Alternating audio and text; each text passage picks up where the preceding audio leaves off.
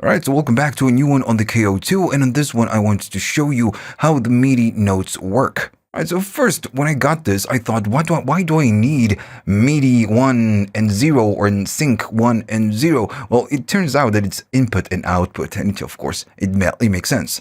Now, this is quite useful because you could input MIDI like a keyboard, for example, or maybe a more powerful controller, and use it that way. In this case, have the innovation.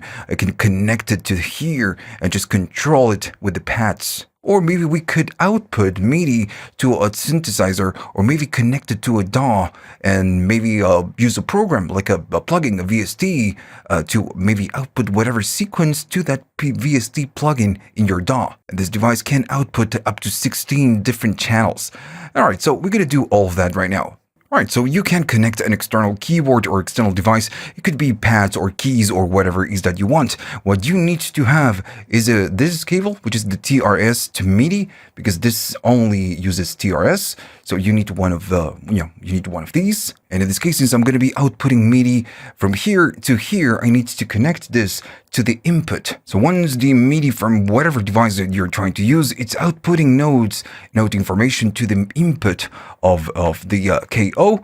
As soon as you plug it in, it's just going to work because this is going to recognize whatever is that you're outputting right here. This will output notes, and if you're standing on the group A, whatever is that you do here, it will, it will just trigger it. And if I go maybe to the bass, I change the groups, and now since I'm standing there, I'm just triggering whatever is that we do right here. So maybe you're wondering, why do I want to connect a device, an external device like this, to here? Because the pads are sensitive. Well, the thing is that these are not pads, they are keys. So even if I go to settings by going to shift and then erase, and I enter the settings, and I go to the pads, I'm going to do enter and then check the velocity. I'm going to say enter, and right now it's off. If I change it to high or maybe low, I'm going to do low and then enter and then go back to main. The pads are just maybe, it's a little bit hard to get the sensitivity going on this one. And if you're using a much more capable, pads or keys, it's just going to be much easier. It's very soft and hard. It's very easy to get the velocity going right here.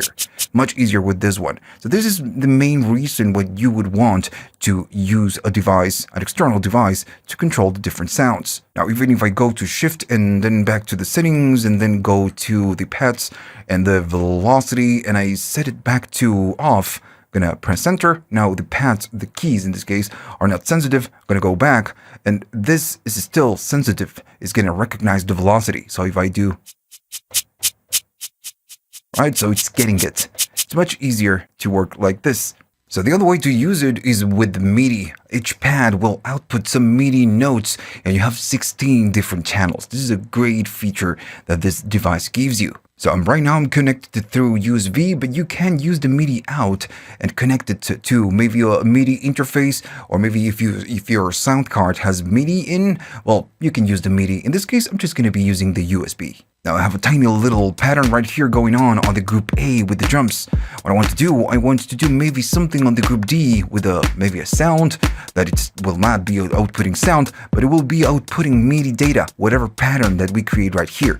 This is going to go all the way to the USB, all the way to my DAW, and it's going to be playing a plugin. Now I'm going to stand on the group D, and I know that now right here on this pad, I have no sample. So I'm going to go to sound, and once you're standing right there, you make sure that the light is on whatever key that you want to output. You do shift, you hold it, and then you go to sound, and you press it.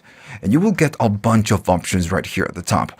The one we want right now is the one that says MID for MIDI, and you see the icon right there. Now, when you enter this mode, the X and the Y controller are going to be something. In the case of this is going to be where you're going to be outputting data on which MIDI channel. And you have 16, all right? So, you have a lot. So you can go to the channel number 1, and I'm going to be outputting maybe from the channel number 1 some MIDI information from this pad.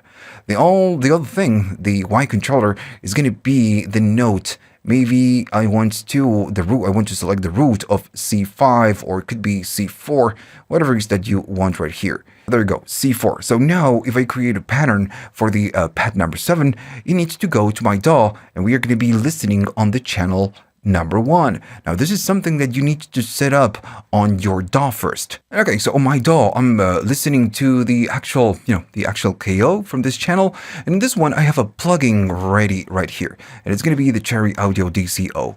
And first of all, when you connect it, right, when you open your DAW, you need to make sure that your DAW is recognizing the KO2. In this case, it's EP-133. Once you do so, you need to go to the channel and inform this channel that you want to listen for channel number 1. And if you go here, you have a lot of options, depends on your computer and your DAW, and you can see the EP and all the 16 channels. I'm going to say, okay, so this one needs to listen to the channel number 1. And now if I go to main and I play this key, if I tap it, it's going to be outputting MIDI note information. So the plugin, what we hear right now, it's the plugin. So now if I do some playing and I go to this one and I go to keys mode, I can play something.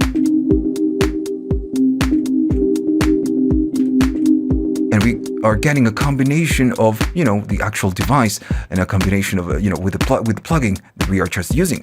And, we can even record something to this pattern.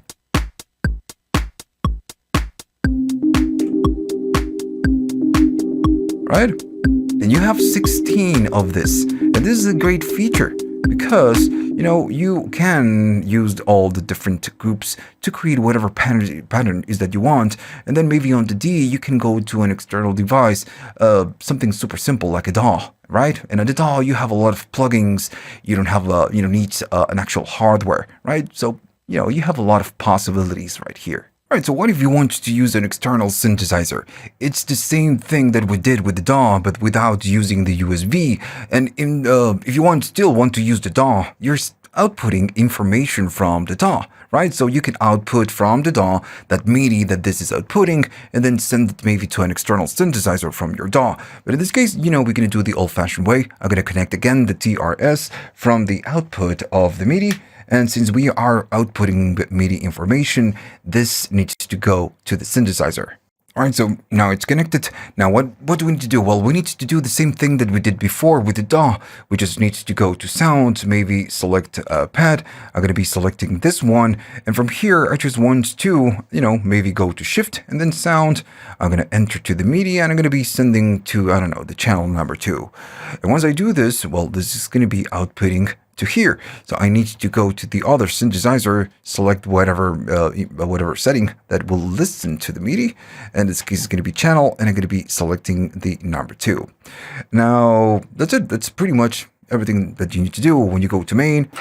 Notice that we are getting sound from the speakers of this one. I don't have a tiny TRS cable from this one, so I guess you can hear it. There's no need to. And that's it. That's all that you need to do. Now, what if you want to connect more synthesizers? Right? Well, you will need to use a hub, something like this. You have a lot of different hubs in the market, right? So you can go to Amazon or whatever it is that you use for shopping. And when you get a hub, you connect it to here, and then it's going to be outputting to, different devices. All right, so it's pretty interesting that you can, again, do something like this, because now you can expand what you can do on a very easy way. Some other, samplers, I'm not, of course, going to name brands or different products, are just going to be, it's just a little bit tricky or just more complicated to maybe output from whatever channel or track to other devices, right? It's just a little bit more complicated. On this one, it's just super simple. You just connect your MIDI, select your channel, and off you go. And okay, so if you liked all this and you learned something new, please like and subscribe. This channel is supported by viewers, not brands. So if you want to buy me a coffee and help the channel keep going on, you can. You have links in the description for PayPal, YouTube, and Patreon. All right, so thanks for watching, and see you on the next one.